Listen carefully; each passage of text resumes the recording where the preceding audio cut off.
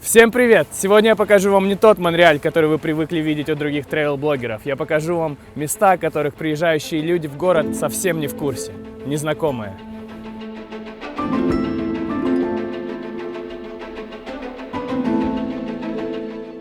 Если вы хотя бы раз смотрели эфир о Монреале, то, скорее всего, вы привыкли именно к таким картинкам города.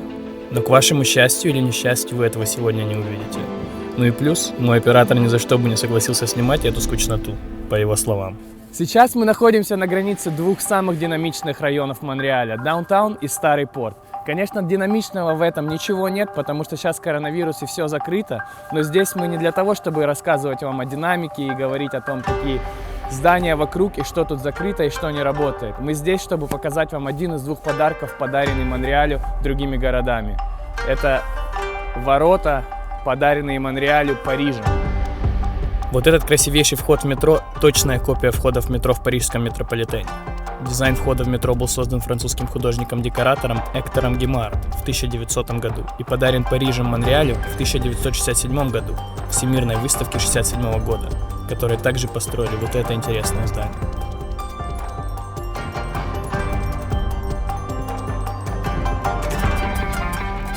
Еще один подарок, подаренный Монреалю другим городом, находится в красивейшем здании World Trade Center. Там находится часть Берлинской стены, подаренная город Берлином Монреалю. Давайте попробуем пройти и посмотреть.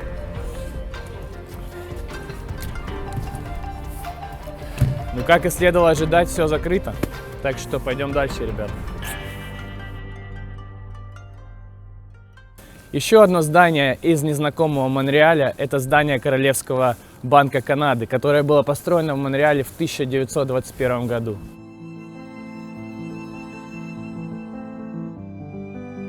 Перенесли офис из Галифакса в Монреаль и затащили сюда всех работников, которые тогда были на востоке Канады. Это здание было самым высоким в Монреале на то время – 121 метр.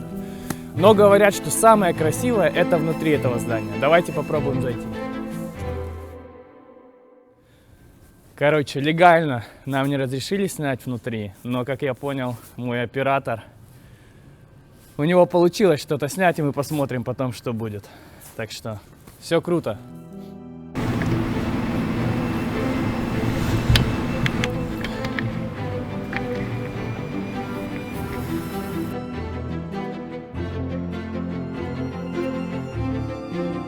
Совсем неподалеку от того, что мы с вами посмотрели, находится очень красивое и просматриваемое явление Монреаля. Это улица Сент-Элен.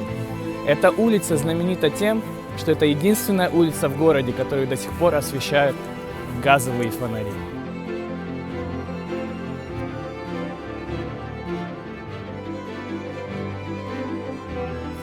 На этой улице также снимается огромное количество голливудских фильмов, кадры из которых вы сейчас можете увидеть.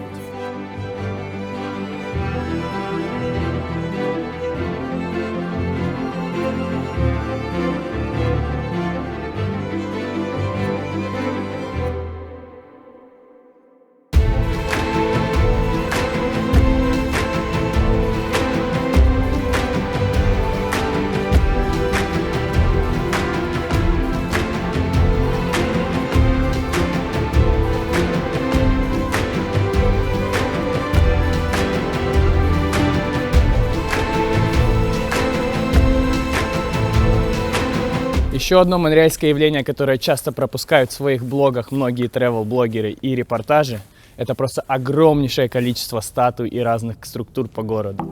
Они выполнены настолько в разных стилях, что невозможно просто уловить динамику и основное направление города. Я не буду вам рассказывать про каждую из них, вот просто посмотрите на эти кадры.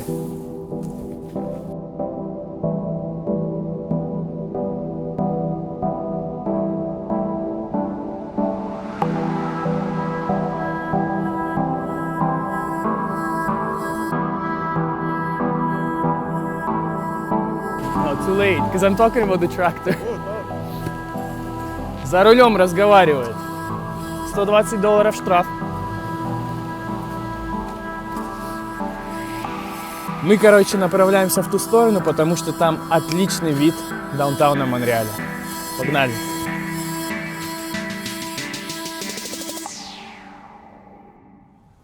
Будет просто свинством не показать вам то, что лично мне больше всего понравилось, когда я переехал в этот город из немегаполисного Ставрополя. И это, ребята, настенное искусство. Сзади меня увидите портрет Леонарда Коуна, знаменитого монреальского певца, известного по такому треку, как «Аллилуйя».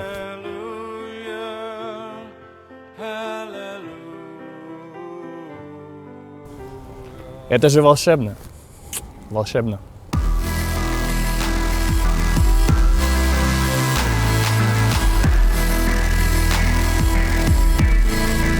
Здесь безумное количество настенного искусства. Именно так называют эти рисунки местные канадцы. Но по-другому и никак нельзя назвать, это правда искусство. Самое интересное, что когда я рос, и мне хотелось баллончиком что-то нанести на страшную стену какого-нибудь заброшенного или ветхого гаража за школой в своем родном Ставрополе, это считалось вандализмом. В Монреале же сам город или жители домов предлагают свои стены на раскраску артистам, чтобы преобразить дома и здания с обваливающейся краской. В центре города находится гора, ну как гора, точнее широкий холм, горами называют такие холмы здесь, с которого открывается очень красивый вид, который вы 1000 раз видели у других тревел-блогеров, в других репортажах и так далее. На горе на этой стоит крест, выше которого не может быть построена ни одна высотка в городе. Сейчас мы вам покажем вид с площадки, о которой очень мало людей знают. Вид вроде не такой волшебный, как там, но очень мало людей и легче подъехать. Так что сейчас увидим, как это будет выглядеть. Вот это здесь дома, конечно. Тут, наверное, живут всякие доктора, адвокаты и премьер-министры страны. Ну, в принципе, я рассчитывал, что вид тут будет похуже, поэтому я не сильно расстроен. Вид открывается достаточно хороший, ребята, сами посмотрите.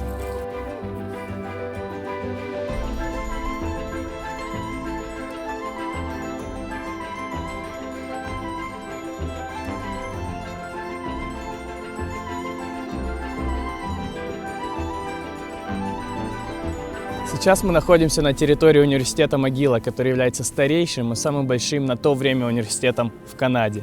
Он был основан в 1821 году шотландским торговцем по имени Джеймс МcGill на основе грамоты, выданной королем Георгом IV.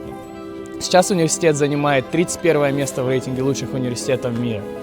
Среди выпускников университета МcGill 12 нобелевских лауреатов, 3 астронавтов, 3 канадских премьер-министров, 13 членов Канадского Верховного суда, 28 послов и столько же олимпийских медалистов.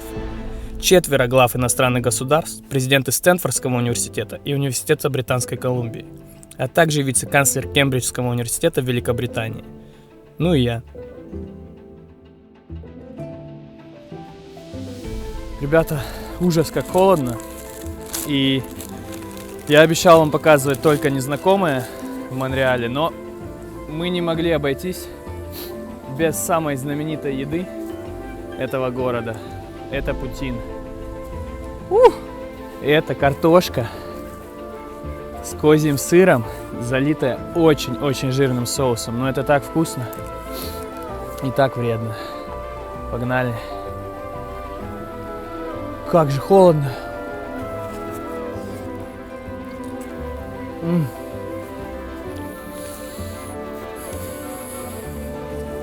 Сказка. Это сказка.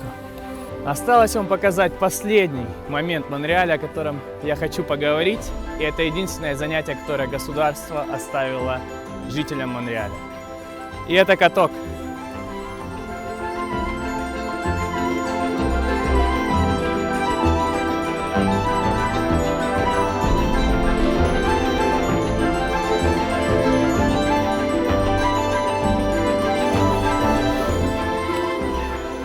Ребята, пришлось заменить перчатки на более теплые, потому что очень холодно.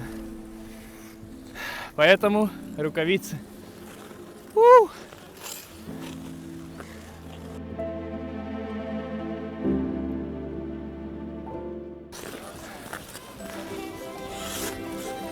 Ребята, узнавайте города. Это круто. Всем пока.